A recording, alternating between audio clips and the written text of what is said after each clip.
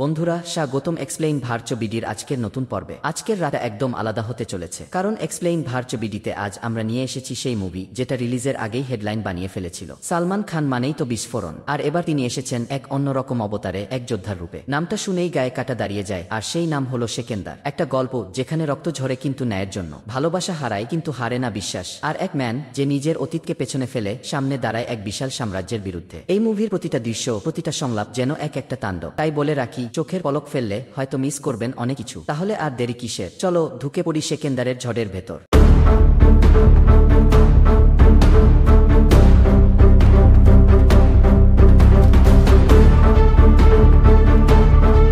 অনেকদিন পর বলিউডের ভাইজান অর্থাৎ সালমান খান ফিরেছেন এক দুর্ধর্ষ রূপে, আর তার সঙ্গে এসেছে এই বছরের সবচেয়ে প্রতীক্ষিত সিনেমা সিকান্দার। আমরা সবাই জানি সালমান খান মানেই ধ্বংসাত্মক অ্যাকশন, চোখ ধাঁধানো স্টাইল আর এক অতুলনীয় হৃদয়স্পর্শী চরিত্র। এই সিনেমাতেও তার ব্যতিক্রম হয়নি। গল্পের শুরুতেই আমরা দেখতে পাই অর্জুন নামের এক যুবকে। সে একটি বিলাসবহুল বিমানে চেপে বসে রয়েছে, পাশেই বসে আছে এক শান্ত লাজুক নারী। অর্জুন চুপচাপ তাকিয়ে থাকে তার দিকে, তার ঠোঁটের কোণে এক রহস্যময় হাসি। তারপর ধীরে ধীরে বলে, আমার মনে হয় তোমাকে আমি কোথাও দেখেছি। মেয়েটি ভদ্রভাবে জবাব দেয়, আমার তেমন কিছু মনে হয় না। কিন্তু অর্জুন থেমে থাকে না। মেয়েটির অনুমতি না নিয়েই সে তার একটি ছবি তোলে আর ইন্টারনেটে সার্চ করে, আর তখনই বেরিয়ে আসে সেই মেয়েটির অতীত। একসময় সে কাজ করত অ্যাডাল্ট ভিডিও ইন্ডাস্ট্রিতে, কিন্তু এখন সে সবকিছু ছেড়ে একটি শান্ত সংসার গড়েছে, তার ছোট ছেলেকে নিয়ে নতুন জীবন শুরু করেছে। কিন্তু এই অর্জুন, সে যেন এক শয়তানের নাম। সে মেয়েটিকে ব্ল্যাকমেইল করতে শুরু করে, বলে তোমাকে আমার খারাপ ইচ্ছেগুলো পূরণ করতে হবে, না হলে তোমার সেই পুরনো ভিডিও আমি দেখিয়ে দেব তোমার ছোট ছেলেকে। মেয়েটি আতঙ্কে জমে যায়, আর তখনই সিনেমার পর্দা কাঁপিয়ে প্রবেশ করেন সিকান্দার। ভাইজান এক আগুনের মতো মানুষ, এক সাহসের প্রতীক। তিনি নীরব পদক্ষেপে এগিয়ে আসেন, অর্জুনের মুখোমুখি হয়ে দাঁড়ান। একটু কথা না বলে এক ঘুষিতে উড়িয়ে দেন তার মুখ থেকে সেই বিকৃত হাসি। অর্জুনের শরীর ছিটকে পড়ে যায় একপাশে। কিন্তু এখানেই শেষ নয়, তার দেহরক্ষীরা ছুটে আসে ভাইজানের দিকে। তারা ভাবতে পারে একজন মানুষ 5 জনের সামনে টিকবে না, কিন্তু তারা জানতো না এই মানুষটা সিকান্দার। ভাইজান একে একে সবাইকে ধরাশায়ী করেন। না, তিনি মারেন না, শুধু তিনি শাস্তি দেন। আর শাস্তির ভাষা যে কতটা কঠিন হতে পারে তা বুঝিয়ে দেন মাত্র কয়েক মিনিটেই। এই হলো শুরু, আর এই শুরুতেই যখন এত কিছু ঘটে, ভাবতেই পারো সামনে কি অপেক্ষা করছে। সবাইকে নিস্তব্ধ করে দেওয়ার পর ভাইজান এগিয়ে যান সেই ভয় আর অপমানে জমে যাওয়া মেয়েটির দিকে। তার চোখে তখন একরকম সাহসের আলো। অর্জুনকে টেনে এনে তিনি দাঁড় করান মেয়েটির সামনে। তারপর গর্জে ওঠে ভাইজানের কণ্ঠ, ক্ষমা চাও এখনই। অর্জুন কাঁপতে কাঁপতে মাথা নিচু করে। ভাইজান তখন আরেকটা কথা বলেন, যেটা যেন একটা সমাজের চরম বার্তা। যদি কেউ তার অতীতের খারাপ কাজ ছেড়ে দিয়ে নতুনভাবে ভালোভাবে চলতে চায়, তাহলে তাকে ভালো হয়ে চলতে দাও। তা না হলে তার পথ আটকে দাঁড়ালে তোমার পরিণাম খুব একটা ভালো হবে না। এই দৃশ্যেই বোঝা যায় ভাইজান শুধু শরীরের জোরেই লড়েন না, তিনি লড়েন ন্যায়ের জন্য, সতের জন্য। তবে এখানেই শেষ নয়। এরপর আমরা দেখতে পাই একজন প্রভাবশালী রাজনীতিবিদকে, একজন মন্ত্রী। সেই পশুর মতো যুবক অর্জুন ছিল এই মন্ত্রীরই ছেলে। আর যখন এই মন্ত্রী জানতে পারে তার ছেলেকে কেউ মারধর করেছে, সে রাগে ফুঁসে ওঠে। সেই রাগে সে ডেকে পাঠায় একজন ভয়ঙ্কর পুলিশ অফিসারকে, যার নাম প্রকাশ। তাকে স্পষ্ট আদেশ দেয় যে ব্যক্তি আমার ছেলের গায়ে হাত তুলেছে তাকে এনকাউন্টার করে দাও। প্রকাশ একেবারে পেশাদার। সে নাম খুঁজে বের করে,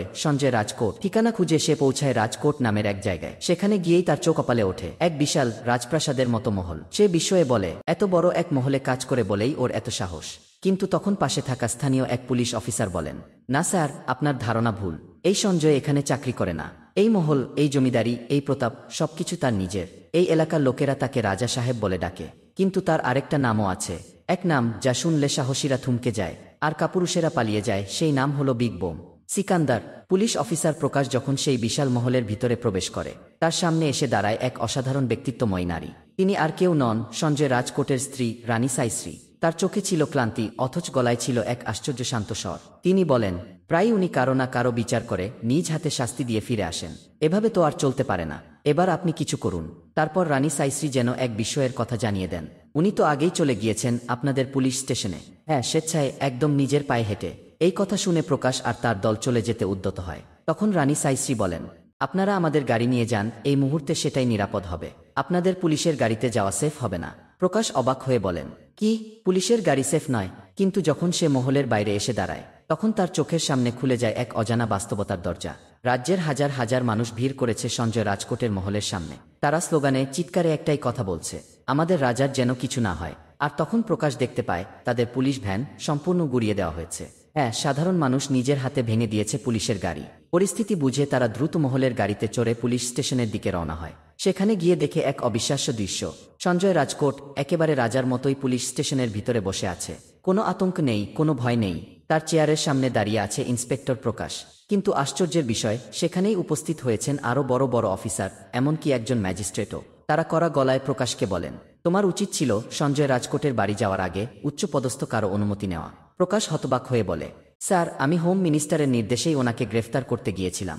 এইবার বোঝা যায় সঞ্জয় রাজকোট শুধু একজন মানুষ নয়, তিনি এক নাম, এক শক্তি, এক প্রভাব, যার একার নামেই রাজ্যের মানুষ, প্রশাসন, এমনকি আইনের লোকেরাও কাঁপে। তখন সেই ম্যাজিস্ট্রেট ধীরে উঠে দাঁড়ান। তার চোখে কাঠিন্যতা, গলায় তীব্র সুর। তিনি বলেন, সবসময় রাজনীতি চলে না, নেতাদের ক্ষমতা সব জায়গায় খাটে না। তারপর তিনি সঞ্জয় রাজকোটের দিকে ফিরে বলেন, স্যার, আপনি অনুগ্রহ করে এখান থেকে চলে যান, নইলে বাইরে যে ভিড় জমেছে তা একসময় রক্ত গঙ্গায় রূপ নিতে পারে। সঞ্জয় রাজকোট কিছু না বলে শান্তভাবে উঠে দাঁড়ান, একটি চাহনি দিয়ে চারপাশের পরিস্থিতিকে বুঝে নেন, তারপর মাথা নিচু করে বেরিয়ে যান। ঘরে ফিরে গেলে রানী সাইশ্রী তখনও উত্তেজনায় কাঁপছেন। তিনি ফোন করেন ইন্সপেক্টর প্রকাশকে। তার কণ্ঠে ঝরছে হতাশা আর ক্ষোভ। তিনি বলেন, স্যার, আমি ভেবেছিলাম আপনি অন্তত ওনাকে অ্যারেস্ট করে একটা শিক্ষা দেবেন, কিন্তু আপনি তো শেষমেশ পারলেন না। প্রকাশ চুপচাপ শুনে, তারপর শান্ত স্বরে বলে, আজ তো বেঁচে গেল, কিন্তু একদিন না একদিন তাকে ধরবই। তখন রানী সাইশ্রী গর্জে ওঠেন, আপনি কেন? আপনার হোম মিনিস্টারও যদি ওনাকে কোনোভাবে আঘাত করতে চায়, আমি তা কখনোই হতে দেব না। আমার সিকান্দারের গায়ে কেউ আঙুল তুলবে না। এরপরের দৃশ্যে আমরা দেখি সঞ্জয় ও সাইশ্রী গ্রামের এক বিয়ের অনুষ্ঠানে গিয়েছেন। আবহ পুরোটা আনন্দের, উৎসবের। মানুষজন হাসছে, গাইছে, আনন্দে নাচছে, কিন্তু দূর থেকে একজন সতর্ক দৃষ্টি রাখছে তাদের উপর। ইন্সপেক্টর প্রকাশ। তার চোখে সন্দেহ, প্রশ্ন। সে পাশে দাঁড়িয়ে থাকা এক পুলিশ অফিসারকে জিজ্ঞেস করে, সঞ্জয় রাজকোট এমন কি করেছে যার জন্য এত লোক তাকে ভালোবাসে? তার জন্য এত লোক জড়ো হয় কেন? পুলিশ অফিসার একটু হাসে, তারপর বলে, উনি তার নামে থাকা ৩০০ একর জমি দিয়ে দিয়েছেন তাদের, যাদের মাথা গোজার ঠাঁই ছিল না। এখানকার গরিব, আশ্রয়হীন মানুষদের একমাত্র আশ্রয় হয়ে দাঁড়িয়েছেন তিনি। খালি জমি নয়, যাদের যা কিছু দরকার, খাদ্য, ওষুধ, শিক্ষা, এমনকি বিয়ে পর্যন্ত, সবকিছু নিজ হাতে ব্যবস্থা করে দেন উনি। এই কারণেই তো মানুষ তাকে ডাকে রাজা সাহেব বলে।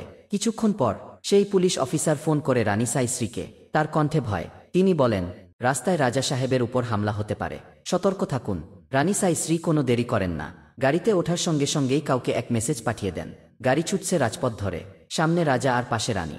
হঠাৎ চারদিক থেকে যেন ঝাঁপিয়ে পড়ে অন্ধকারের মতো কিছু মুখোশধারী গুন্ডারা হামলা চালায় সঞ্জয় ও সাইশ্রীর উপর। গাড়ি থামে, আর থামার সঙ্গে সঙ্গে গাড়ির দরজা খুলে বেরিয়ে আসেন রাজা সাহেব, অর্থাৎ সঞ্জয় রাজকোট। তার চোখে আগুন, তার হাতে বজ্রপাতের গতি। এক এক করে সবাইকে মাটিতে ফেলে দিতে থাকেন তিনি। এক সময় যখন চারপাশ নীরব হয়ে যায়, তখন তিনি দেখতে পান কিছু সশস্ত্র লোক সামনে বন্দুক নিয়ে দাঁড়িয়ে আছে। তাদের চোখে হিংসা, কিন্তু শরীর জুড়ে ভয়ের কাঁপুনি। তারা কিছু না বলে হঠাৎ করেই পালিয়ে যায়। সঞ্জয় অবাক, এমন কি হলো যে তারা একটা গুলিও না চালিয়ে পালিয়ে গেল? তখনই দেখা যায় তার পেছনে দাঁড়িয়ে আছে আরও একদল বন্দুকধারী। সফেদ পোশাক, নিঃশব্দ হুঙ্কার, কিন্তু সঞ্জয় পেছনে তাকিয়ে কাউকেই দেখতে পান না। আসলে তাদের দেখেছিল একমাত্র একজনেই, রানী সাইশ্রী। সঞ্জয় জানতেই পারেননি তার এই নীরব সাম্রাজ্যী সবসময় তাকে ছায়ার মতো রক্ষা করে, যার ভালোবাসা প্রকাশের জন্য শব্দের প্রয়োজন পড়ে না। পরদিন সকালে রানী সাইশ্রী বলেন, আমি গত 2 মাস ধরে একটা পেইন্টিং বানাচ্ছি, আজ সেটা শেষ হয়েছে। তোমাকে দেখাবো বলে সব কিছু রেডি করে রেখেছি, তুমি এখানে বসো, আমি নিয়ে আসছি। তিনি চলে যান, আর ফিরে এসে দেখেন সঞ্জয় তখন ব্যস্ত, মিটিংয়ে ডুবে গেছে। রানীর চোখে পড়ে এক ফোঁটা নীরবতা, এক চিলতে অভিমান। তিনি মন খারাপ করে ভাবে, সঞ্জয় তাকে সব কিছুই দিয়েছেন, রাজপ্রাসাদ, সম্মান, নিরাপত্তা, ভালোবাসা। তবু তিনি কোথাও যেন হারিয়ে যাচ্ছেন সঞ্জয়ের ব্যস্ততায়। কিন্তু রানী জানেন না, এই ভালোবাসার টান কখনো হারায় না, এটি জমে থাকে সময়ের গভীরে, আর একদিন ঠিকই আলো হয়ে ফিরে আসে। শুধু সময়ের অভাব। তবু রানী সাইশ্রীর মনে সঞ্জয়ের প্রতি একটু অভিযোগ নেই, কারণ তিনি জানেন সঞ্জয় যাকে ভালোবাসেন তা শুধু স্ত্রী নয়, এই দেশের প্রতিটি সাধারণ মানুষ। এদিকে পরদিন সকালে মহলের এক কাজের মেয়ে সঞ্জয়কে মনে করিয়ে দেয়, আজকের এই দিনেই তো আপনি প্রথম রানী সাহেবাকে দেখেছিলেন। এই কথা শোনা মাত্র সঞ্জয় থমকে দাঁড়ান। তার চোখে ভেসে ওঠে সাইশ্রীর প্রথম দেখা সেই মুহূর্ত। তিনি সিদ্ধান্ত নেন আজকের দিনটা স্মরণীয় করে রাখবেন। রানী সাইশ্রীর জন্য তিনি সাজিয়ে তোলেন এক সুন্দর চমক, ফুল, মোমবাতি, ছবি আর সেই পুরনো দিনের মিউজিক। রানী চুপচাপ দাঁড়িয়ে দেখেন, তার চোখে জল, মুখে হাসি। এই সিকান্দার শুধু রাজ্যের নয়, তার হৃদয়েরও রাজা। অন্যদিকে হোম মিনিস্টারের বাড়িতে আয়োজন হচ্ছে বিশাল জন্মদিন অনুষ্ঠানে, তার ছেলে অর্জুনের জন্মদিন। তবে হঠাৎ করেই সবার মোবাইলে একে একে ঢুকতে থাকে একটি ভিডিও। সবার চোখের সামনে খুলে যায় সেই প্লেনের অভদ্র মুহূর্ত, যেখানে অর্জুন একজন নারীর অতীত টেনে এনে তাকে ব্ল্যাকমেইল করছিল। সবাই স্তব্ধ হয়ে পড়ে। অর্জুন ভয় ঘেমে যায়। সে তার বাবাকে বলে, আমি তো শেষ বাবা, এখন আর কেউ আমাকে ভয় পাবে না। তখন হোম মিনিস্টার গর্জে ওঠেন, তোর মাথা কেটে রাস্তায় ফেলে দে, তাহলেই সবাই তোকে আগের চেয়েও বেশি ভয় পাবে। এইদিকে রাজপ্রাসাদে রানী সাইশ্রীর মুখে আজ আলাদা এক আলো। তিনি আজ কিছু বলতে চান সঞ্জয়কে, হাতটা বারবার পেটে রাখছেন, কারণ আজ তিনি জানান দিবেন তিনি মা হতে চলেছেন। কিন্তু ঠিক তখনই এক কর্মচারী ছুটে এসে ডাকতে থাকে, রাজা সাহেব, রাজা সাহেব, জরুরি দরকার আছে। সঞ্জয় আর এক মুহূর্ত না নিয়ে ছুটে যান। পিছনে থেকে রানী শুধু তাকিয়ে থাকেন। তার চোখে জমে থাকা কথাগুলো আবারও অস্ফুট রয়ে যায়। ম্যানেজার বলেন, আমি ভুল করেছি, টাকার লোভে পড়ে আপনার খাদান থেকে 50 কিলো বারুদ বিক্রি করে দিয়েছিলাম। এই কথায় থমকে যান সঞ্জয়। তার চোখে এবার দেখা যায় বজ্রের আগুন, কারণ সে জানে এ ভুল নয়, এ হল রাজ্যের নিরাপত্তার সঙ্গে বিশ্বাসঘাতকতা। ম্যানেজার ভীত কণ্ঠে বলে, আমি শুধু টাকার লোভে বারুদ বিক্রি করেছিলাম, তাদের জিজ্ঞেস করিনি এই বারুদ দিয়ে কি করবে। কিন্তু এখন যখন দেশে একের পর এক বোমা বিস্ফোরণ ঘটছে, তখন বুঝতে পারছি সেই বারুদই ব্যবহার হচ্ছে এই ধ্বংসে। সঞ্জয়ের মুখটা কঠিন হয়ে ওঠে। সে বলে, তাহলে তুমি জানো না, অথচ তাদের হাতে তুলে দিয়েছ। এই মানে দাঁড়ায় তুমি পরোক্ষভাবে সন্ত্রাসীদের সাহায্য করেছ। তবে সঞ্জয় জানত ম্যানেজার ইচ্ছা করে করেনি, তাই তাকে কিছু না বলে চলে যায়। অন্যদিকে পুলিশ স্টেশন থেকে রানী সাইশ্রীর কানে আসে, হোম মিনিস্টার ম্যানেজারকে মেরে ফেলতে লোক পাঠিয়েছে, কারণ যদি ম্যানেজার মারা যায় তাহলে সঞ্জয়ের উপর দোষ চাপানো সহজ হবে। এই কথা শুনে রানী সাইশ্রী এক মুহূর্ত দেরি না করে সঞ্জয়ের গাড়িকে ফলো করে পৌঁছে যায় খাদানে। সেই সময় সন্ত্রাসীদের মতো গুন্ডারা ঘিরে ফেলে ম্যানেজারকে। সঞ্জয় একাই লড়াই শুরু করে, সে যেন রাজপুত্রের মতো একে একে সব গুন্ডাদের মাটিতে ফেলে দেয়। কিন্তু এই লড়াইয়ের মাঝে একজন গুন্ডা পিছন থেকে একটি বিস্ফোরকে আগুন ধরিয়ে দেয়। সাইশ্রী ভয় পেয়ে সঞ্জয়কে ডাকে, তার কণ্ঠে ছিল অশ্রুর হাহাকার, সঞ্জয় পিছনে তাকাও। সঞ্জয় তৎক্ষণাৎ ছুটে আসে সাইশ্রীর দিকে। ঠিক তখনই এক প্রবল বিস্ফোরণ হয়, চারপাশ যেন কেঁপে ওঠে, ধোঁয়া ছড়ায় আকাশে, সবার চোখে ভয়। তবে ধোঁয়ার মাঝখানে থেকে ধীরে ধীরে বেরিয়ে আসে এক অবিনাশী চেহারা। সঞ্জয়, লোকেরা ছুটে আসে, জিজ্ঞেস করে, আপনি ঠিক আছেন তো রাজা সাহেব? সঞ্জয় হালকা হেসে বলে, হ্যাঁ, আর আমি বেঁচে আছি শুধু আমার রানীর জন্য। সাইশ্রী তখন চোখের জল মুছে বলে, 3 দিন পরে আপনাকে কোর্টে যেতে হবে। সঞ্জয় চুপচাপ মাথা ঝুঁকিয়ে বলে, আমি যাব, কারণ আমার কাছে সত্য বড়, আর আমার যুদ্ধ শুধু রাস্তায় নয়, আইনের মধ্যেও হবে। রানী সাইশ্রী তাকে বলল, 3 দিন আপনি কোথাও নিরাপদে গিয়ে থাকুন, পুলিশ যেন আপনাকে খুঁজে না পায়। সঞ্জয় তার গাড়ি নিয়ে নিজের নিরাপদ বাড়িতে চলে যায়। তবে তখনও সে জানে না যে রানী সাইশ্রীর পেট থেকে রক্ত ঝরছে, কিন্তু সে একটুও খেয়াল করে না। রানী সাইশ্রী গাড়িতে উঠেই সঞ্জয়ের দিকে তাকিয়ে একবার কথা বলতে চায়, কিন্তু সঞ্জয় কানে কথা শুনতে বলে, ফোনে কথা বলবো। রানী সাইশ্রী বিষণ্ণ মন নিয়ে তার দিকে একবার তাকায়, তবে সঞ্জয় এই মুহূর্তে তার দিকে তাকায় না। এদিকে সঞ্জয়ের নিরাপদে বাড়িতে পৌঁছানোর পর তার একজন লোক ফোন করে জানায়, রানী সাহেবাকে হাসপাতালে নিয়ে আসা হয়েছে। সঞ্জয় ভয় পায়, কি হলো রানীকে? লোকটি জানায়, ব্লাস্টের সময় রানী সাহেবা আঘাত পেয়েছিলেন। সঞ্জয় প্রথমে এটাকে গুরুত্ব দেয় না, সে ভাবছিল কিছু একটা সাধারণ ইনজুরি হবে, কিন্তু সে জানত না রানীর আঘাতটা ছিল খুবই গুরুতর। 3 দিন পর সঞ্জয় কোর্টে গিয়ে মামলার শুনানি শেষে বের হয়ে আসে, এবং সেখানেই সে শুনতে পায় রানী সাহেবা আর নেই, তিনি মারা গিয়েছেন। এই খবরে সঞ্জয়ের পা যেন মাটি থেকে উঠে যায়, তার হাত পা ঠান্ডা হয়ে যায়।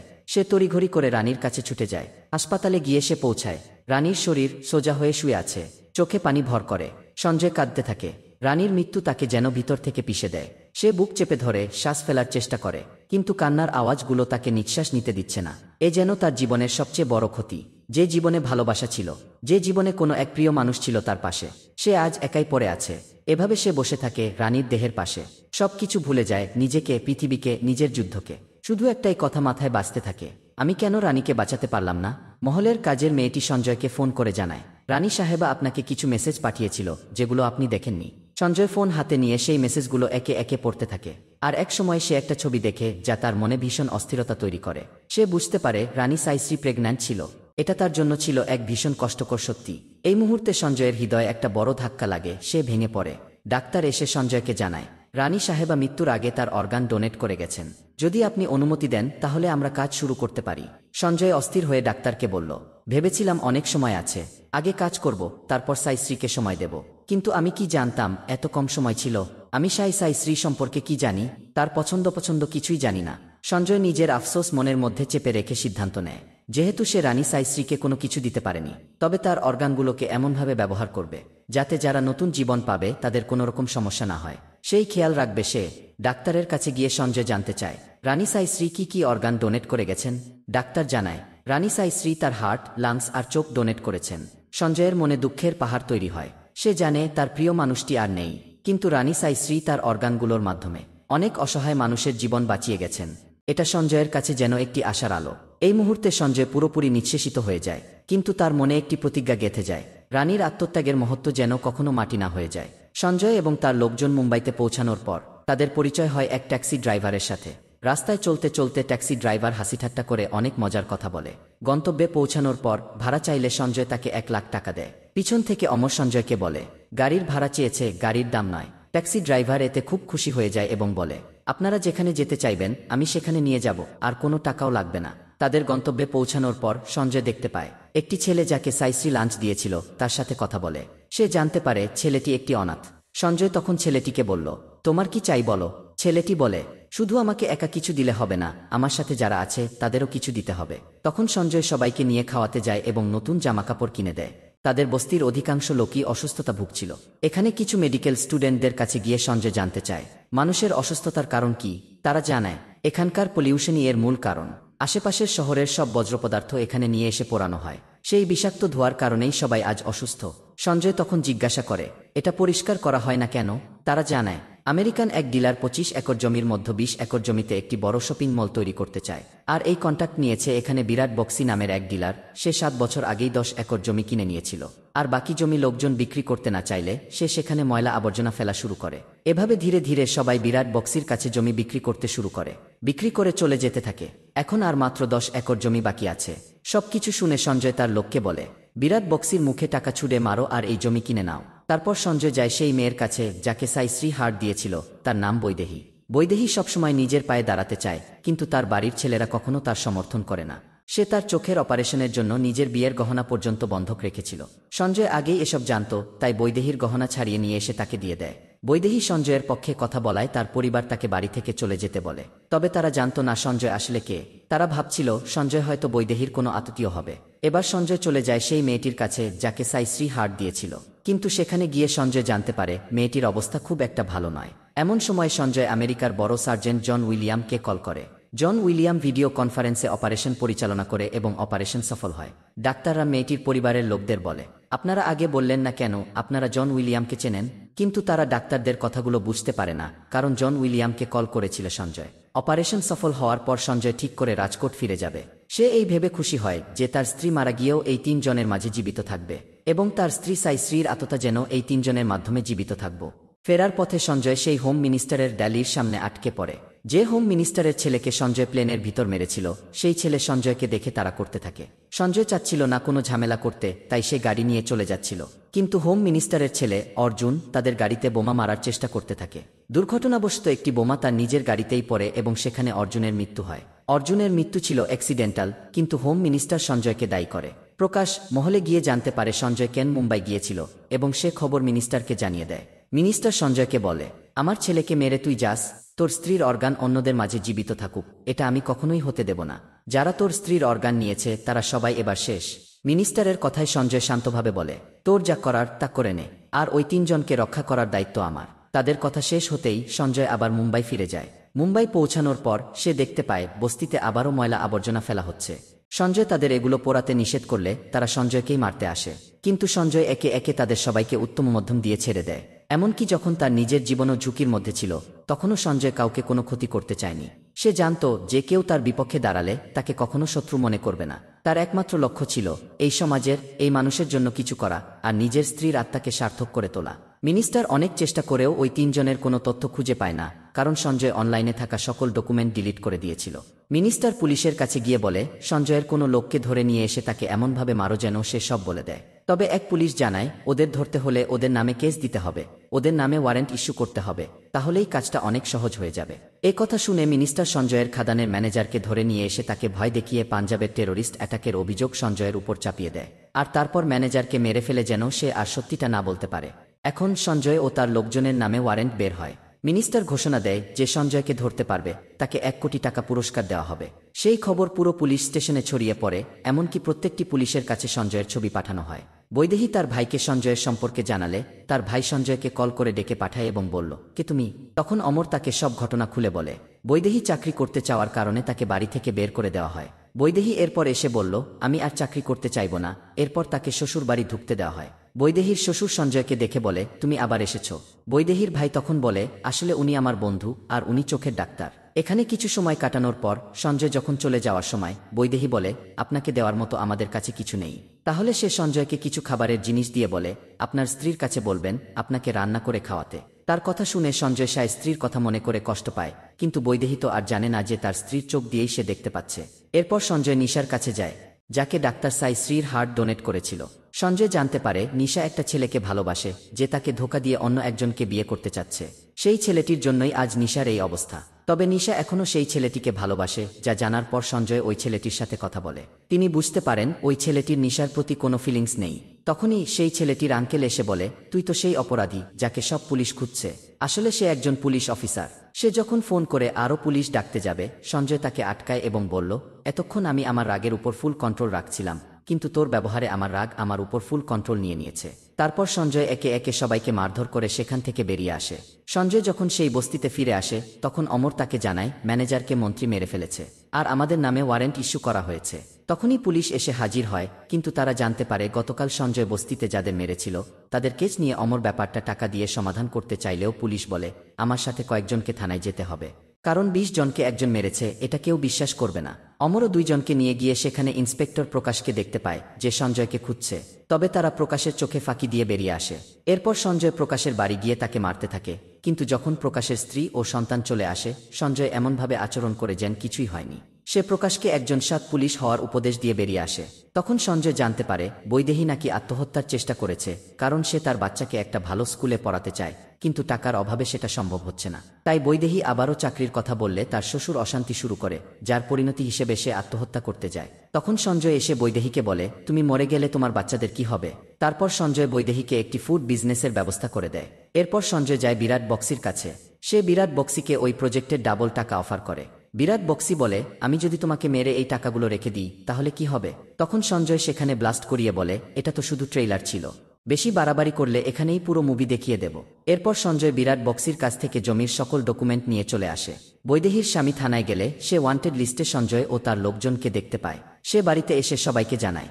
সবাই যখন সঞ্জয়কে ভুল বুঝছিল, তখন বৈদেহীর ভাই সত্যিটা বলে দেয় যে, আপনারা তাকে সাধারণ মানুষ ভাবছেন, আসলে সে রাজকোটের শেষ রাজার বংশধর। সঞ্জয় রাজকোট আর তার স্ত্রীর চোখেই বৈদেহীকে ডোনেট করা হয়েছে। তখন তারা তাদের ভুল বুঝতে পারে। সঞ্জয় জানতে পারে বস্তির প্রায় 6000 লোক অসুস্থ, তাই সে ঠিক করে তাদের সবাইকে বড় হাসপাতালে নিয়ে চিকিৎসা দিবে। সে সবাইকে একটি বড় হাসপাতালে নিয়ে যায়, কিন্তু তখনই দেখা যায় প্রকাশ বৈদেহী ও বাকি 2 জনের সকল তথ্য পেয়ে গেছে, আর তাদের লোকেশন ট্র্যাক করে জানায় তারা 3 জনই একটি হাসপাতালে আছে। তখন হোম মিনিস্টার সেই হাসপাতালে গুন্ডা পাঠায়, কিন্তু তখন ওই বস্তির ছেলেটি বেশি অসুস্থ হয়ে পড়ে। সঞ্জয় আমেরিকার বেস্ট সার্জেন্ট জন উইলিয়ামকে ইন্ডিয়ায় আনার জন্য ব্যবস্থা করতে যায়। যখন সঞ্জয়কে তার লোকজন ফোন করে সবকিছু জানায়, সঞ্জয় বলে, তোমরা ওদের কিছুক্ষণ আটকে রাখো, আমি আসছি। কিছুক্ষণ গুন্ডাদের সাথে লড়াই করার পর সঞ্জয়ের লোকজন আহত হয়ে মাটিতে লুটিয়ে পড়ে। তখন সঞ্জয় সেখানে চলে আসে। তারপর সবাই একসাথে গুন্ডাদের মোকাবেলা করে। এমন সময় সঞ্জয় জানতে পারে জন উইলিয়াম কিছু এয়ারপোর্টে সমস্যার কারণে আবার দেশে ফিরে যাচ্ছে। এটা ছিল মন্ত্রীর চাল। তাই এবার সঞ্জয় ঠিক করে এবার সে মন্ত্রীকে আর আস্ত রাখবে না। সে গিয়ে হাজির হয় মন্ত্রীর বাড়িতে, মন্ত্রীর সিকিউরিটিদের মেরে তারপর মন্ত্রীকে মারে। সঞ্জয় মন্ত্রীকে জানায় জন উইলিয়াম ইন্ডিয়াতে চলে এসেছে আর সার্জারিও করছে। আসলে সঞ্জয় আগেই সিএম এর কাছে গিয়ে সব সমস্যার সমাধান করে নিয়েছিল যাওয়ার আগে। সঞ্জয় মন্ত্রীকে বলে, আমার যে জনপ্রিয়তা আছে তাতে সিএম বা পিএম হব না জানি, তবে এমএলএ বা এমপি তো হবেই, তাই আমাকে ক্ষমতা দেখাতে বাধ্য করিস না। তারপর সঞ্জয় হাসপাতাল গিয়ে জানতে পারে অপারেশন সাকসেসফুল হয়েছে, কিন্তু তখনই মন্ত্রীকে মারার অপরাধে সঞ্জয়কে প্রকাশ অ্যারেস্ট করে। যখন প্রকাশ সঞ্জয়কে হাতকড়া পরিয়ে বাইরে নিয়ে আসে, সে দেখতে পায় বাইরে হাজারো মানুষের ভিড়। মুম্বাইয়ের এতগুলো মানুষকে ফ্রিতে চিকিৎসা দেওয়ার পর এখানকার মানুষরাও সঞ্জয়কে নিজেদের রাজা বলে মেনে নিয়েছে। আর সঞ্জয়ের কিছু হলে এইসব মানুষ তাকে মেরে এখানেই শেষ করে দিবে। তাই প্রকাশ বাধ্য হয়ে সঞ্জয়কে ছেড়ে দেয়। আর এখানেই শেষ হয় সিকান্দার মুভি। প্রিয় দর্শক, আজকের এই যাত্রার শেষে আমরা আপনাদের সঙ্গে একটি অসাধারণ গল্প ভাগ করেছি। এক চরিত্রের লড়াই, প্রতিশোধের গল্প আর তার পরিণতির মধ্য দিয়ে আমরা দেখেছি সঞ্জয়ের সংকল্প এবং তার দুঃসাহসিক পথ চলা। এটি শুধুমাত্র একটি সিনেমার গল্প নয়, বরং একটি জীবনযুদ্ধ, যেখানে সৎ পথ এবং মানুষের কল্যাণের জন্য সংগ্রাম করার বার্তা দেওয়া হয়েছে। সঞ্জয়ের মতো মানুষের মধ্যে আমরা দেখতে পাই একজন সাধারণ মানুষ কিভাবে অসাধারণ হয়ে উঠতে পারে যখন তার হৃদয়ে সত্যিকারের উদ্দেশ্য থাকে। আপনারা যারা এই ভিডিওটি দেখেছেন তাদের প্রতি আমাদের কৃতজ্ঞতা। আশা করি আমাদের আজকের শেয়ার করা গল্প আপনার মনে গভীর প্রতিক্রিয়া সৃষ্টি করেছে। একসাথে আমরা আরও অনেক নতুন গল্প নিয়ে ফিরে আসব। এতটুকু বলবো, সিনেমার মতো জীবনের সবকিছুই পরিবর্তনশীল, কিন্তু আমাদের ভালোবাসা, আমাদের বিশ্বাস আর মানুষের প্রতি সহানুভূতি কখনোই মরে না। ধন্যবাদ, ভালো থাকবেন এবং আমাদের সাথে আরও অনেক নতুন যাত্রায় যুক্ত হবেন। বিদায়, আবার দেখা হবে নতুন গল্প নিয়ে।